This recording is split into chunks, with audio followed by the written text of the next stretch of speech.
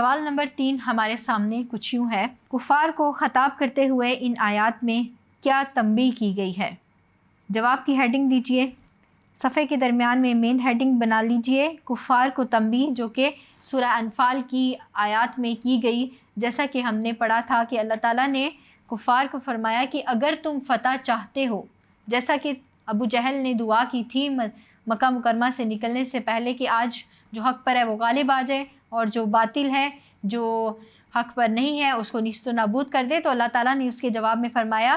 کہ اگر تم فتح چاہتے ہو تو فتح تو آ چکی، اب تمہارے لیے بہتر یہ ہے کہ تم دائرہ اسلام میں داخل ہو جاؤ اور اپنی حرکتوں سے باز آ جاؤ۔ لیکن اگر تم ایسا نہیں کرو گے اور اس کے برعکس دوبارہ سے جنگ کی تیاریاں کرو گے، اللہ اور اس کے رسول کی مخالفت کرو گے اور مسلمانوں کو تنگ کرو گے، تو ایسا ہے کہ ہم بھی دوبارہ پھر اسی طرح کا طرز عمل اختیار کرتے ہوئے تمہارے خلاف جہاد کریں گے، جنگ کریں گے، اور پھر کیا ہوگا کہ تمہاری تعداد چاہے کتنی ہی کثیر کیوں نہ ہو، تمہاری کچھ بھی کام نہ آئے گی، کیونکہ اللہ تعالیٰ مومنوں کے ساتھ ہے۔ تو یہ تنبیہ اللہ تعالیٰ نے سورہ انفال میں کافروں کو فرمائی تھی۔ امید کرتی ہوں آپ کو سمجھ آ گئی ہوگی۔ آئیے بڑھتے ہیں اگلے سوال کی طرف۔